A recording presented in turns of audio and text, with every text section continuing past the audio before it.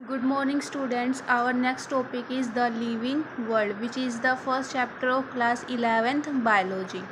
इसके अंदर सबसे पहले हम क्या पढ़ेंगे? Properties of the living organisms. हमें पता है plants and the human being both are the living. Properties of living organisms के अंदर फर्स्ट प्रॉपर्टीज़ है जो हमारी एनसीईआरटी के अंदर गिवन है वो क्या है? ग्रोथ. ग्रोथ क्या है? Growth it is the increase in mass and number of cells. जब नंबर ऑफ सेल्स क्या होते हैं? इंक्रीज होता है. नंबर ऑफ सेल इंक्रीज होंगे तो किसी भी बॉडी का क्या होगा? मास. ऑब्वियसली वो भी क्या होगा? इंक्रीज होगा. जब number of cells and mass का इंक्रीज होना हम किसके अंदर इंक्लूड करते हैं? ग्रोथ के अंदर इंक्लूड करते हैं. In animals growth is only up to a certain age. जो एनिमल्स होते हैं उनके अंदर ग्रोथ क्या है? एक एज तक ही होती है. मीन्स ग्रोथ क्या है?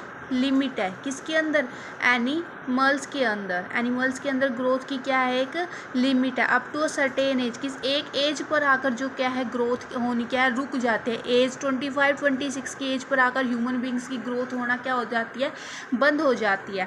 Third, in plants growth by cell division occur throughout their life spans. But जो प्लांट्स है, प्लांट्स भी क्या है? लिविंग है. लेकिन इनके अंदर जो ग्रोथ है, सेल डिवीजन है, वो कॉन्टीन्यूसली चलता रहता है. कॉन्टीन्यूसली चलता रहेगा. क्या सेल डिवीजन कॉन्टीन्यू चलेगा तो उनकी ग्रोथ भी क्या होगी? कॉन्टीन्यू होगी. Through out their life span. जितनी उनकी लाइफ है तब तक वो क्या है? ग्रो करते ही रहते हैं. लेकिन ह्यूमन बींग के अंदर ऐसा कुछ नहीं होता. उनकी जो क्या है ग्रोथ क्या है? एक लिमिट होती है. ग्रोथ की लिमिट होती है. एक एज पर आकर जो क्या है ग्रोथ है रुक जाती है. लेकिन जो प्लांट्स है उनके अंदर ग्रोथ क्या है? कॉन्टीन्यूसली चलती रहती है.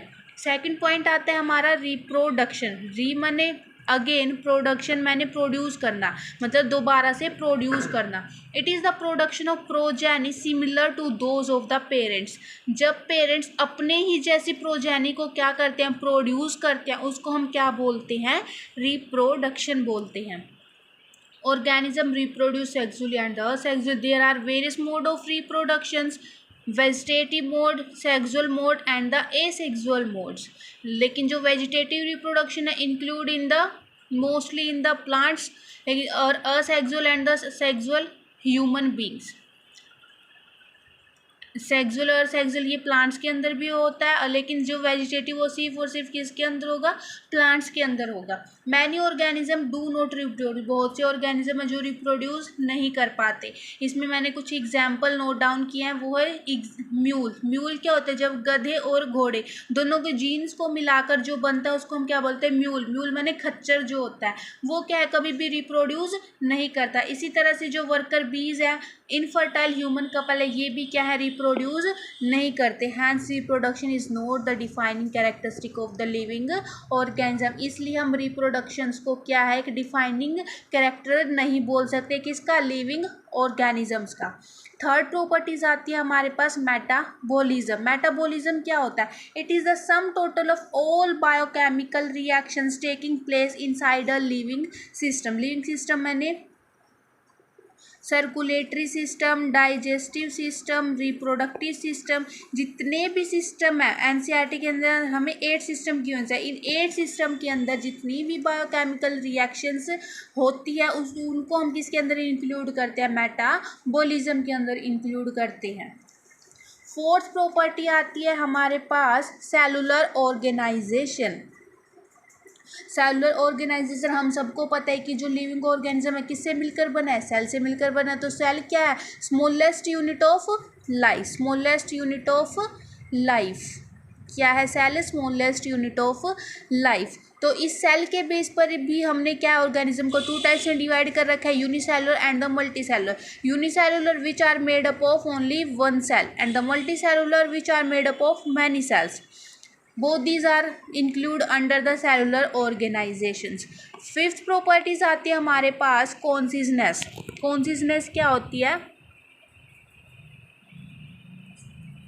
सेल्फ टॉलरेंस बोल सकते हैं, या हम इसको क्या बोलते हैं, सेंस भी बोल सकते हैं।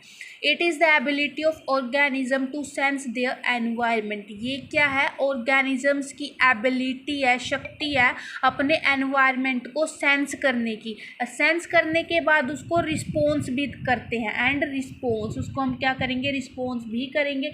एग्जाम्पल, अगर हम धूप में खड़े हैं तो हमें क्या, हमारी बॉडी हमें क्या बोलेगी कि हमें किसकी ज़रूरत है, छाँव की ज़रूरत है। तो हम धूप से कहाँ किसकी तरफ मूव हो जाएंगे, छाँव की तरफ मूव हो जाते हैं। तो यही क्या है कि हमने क्या किया, एनवायरनमेंट की स्टिमुलाई को क्या किया, रिस्पॉन्स किया। All living are aware of their surroundings. जितने भी लिविंग ऑर्गेनिजम्स अपने सराउंडिंग के अकॉर्डिंग क्या हो जाते हैं, अवेयर रहते हैं कि हमारे चारों तरफ क्या चल रहा है, कैसा मौसम है, क्या कुछ हो रहा है। वो भी क्या है, एक सेंस है, कॉन्शियसनेस है। लेकिन human is the only organism having the self consciousness. Human ये एक ऐसा ऑर्गेनिज्म है जिसके पास सेल्फ कॉन्शियसनेस पावर है। so, वो क्या है, ओनली ह्यूमन। नेक्स्ट टॉपिक आता है हमारे पास लेवल ऑफ ऑर्गेनाइजेशन। हमें पता है कि जितने भी ऑर्गेनिजम्स हैं वो किससे मिलकर बनते हैं, सेल से मिलकर बने हैं। किससे मिलकर बने हैं, सेल से मिलकर बने। तो सेल क्या है, स्मॉलेस्ट यूनिट ऑफ लाइफ। बहुत इसी तरह से अगर हम इसका लेवल इंक्रीज करते जाएं